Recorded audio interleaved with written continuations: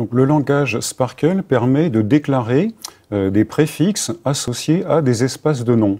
En effet, une requête Sparkle s'exprime dans un vocabulaire pour les noms des propriétés et les noms des classes. Et vous avez vu en RDF que les identificateurs sont des URI de la forme, par exemple, http://www.mit.edu. Et donc, les URI, ce sont des identificateurs un peu longs à écrire.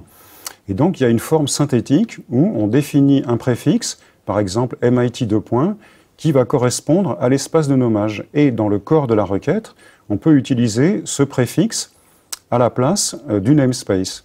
Et la syntaxe en Sparkle, pour écrire des URI, utilise le symbole inférieur devant l'URI et le symbole supérieur à la fin de l'URI. Ça, c'est la même syntaxe qu'en RDF.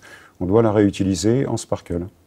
Donc, dans cet exemple, nous définissons le namespace www.mit.edu avec le préfixe MIT : et nous voyons que dans la requête, la propriété registered at, elle est préfixée. Donc, elle est préfixée par MIT : et donc cette définition, elle est équivalente à l'expansion du préfixe. Donc c'est comme si on avait écrit directement l'URI complète du nom de la propriété. Et donc on voit que c'est plus sympathique d'écrire des triplets avec des préfixes. Donc l'usage veut qu'en général on écrit les requêtes avec des préfixes. Et donc dans une même requête Sparkle, on peut faire référence à plusieurs vocabulaires, à plusieurs espaces de nommage. Donc dans cette requête, nous voyons que nous avons le préfixe MIT : qui correspond à un premier namespace, et le préfixe fauve : qui correspond à un deuxième namespace, qui est le namespace du langage fauve, du vocabulaire fauve. Et donc la première propriété est dans le vocabulaire MIT, et la deuxième propriété est dans le vocabulaire fauve. Donc de la même manière que dans un graphe RDF, on peut utiliser plusieurs vocabulaires, eh bien dans une requête Sparkle, on peut utiliser ces différents vocabulaires pour poser des questions. Alors, d'un point de vue technique, on peut également définir une base par défaut pour les URI relatifs. Alors, dans une requête Sparkle, eh bien, on peut référencer toutes les particularités du langage RDF, et en particulier dans RDF, les littéraux peuvent être tagués par une langue. On a des littéraux en français, des littéraux en anglais, des littéraux en allemand. Eh bien, de la même manière, dans le langage Sparkle, on peut, lorsqu'on interroge une valeur littérale, on peut préciser la langue que l'on souhaite rechercher. Donc ici, nous recherchons des ressources X dont le nom est Fabien dans la langue française, et donc le littéral Fabien est tagué avec la langue FR, donc @FR, c'est la notation pour préciser que l'on recherche un littéral en langue française. Et puis en RDF, on a vu que les littéraux peuvent être typés. Nous avons des littéraux de type entier, des littéraux de type chaîne, des littéraux de type booléen, et il y a une syntaxe pour préciser le type des littéraux.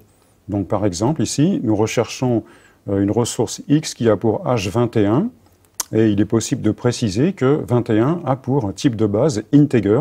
Donc on écrit XSD integer, où XSD est le préfixe des types de XML schema data type. Donc ce sont les types de base qui sont réutilisés dans RDF et dans Sparkle.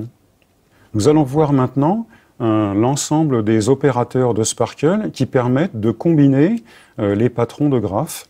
Donc jusqu'à présent, l'opérateur implicite, c'était la conjonction booléenne entre les triplets. Nous allons voir qu'il y a différents opérateurs pour combiner les patrons de graphes dans une requête Sparkle. Le premier opérateur que nous allons voir est l'opérateur optionnel. L'opérateur optionnel permet de découper une requête en deux parties, avec une partie obligatoire, comme les requêtes que nous avons vues jusqu'à présent, et une partie optionnelle. Alors la partie optionnelle, la signification, c'est que on aimerait bien avoir une réponse à cette partie optionnelle, mais si l'interprète Sparkle ne trouve pas de réponse dans le graphe cible, eh bien c'est pas grave.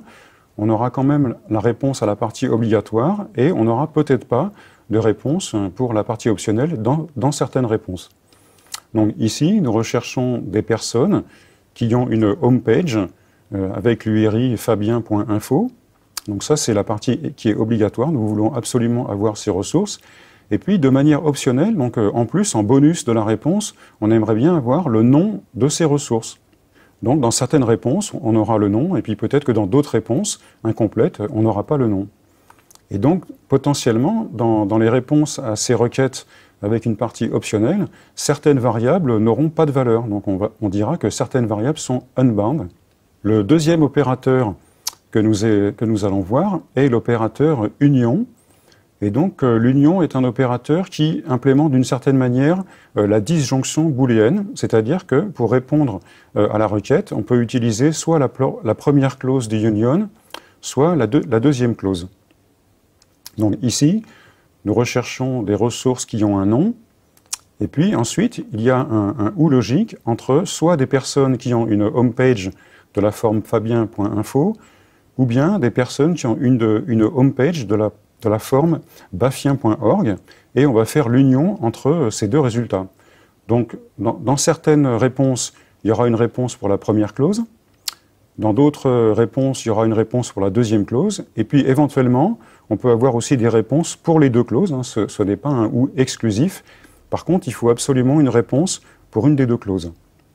Il y a également dans Sparkle un opérateur de négation.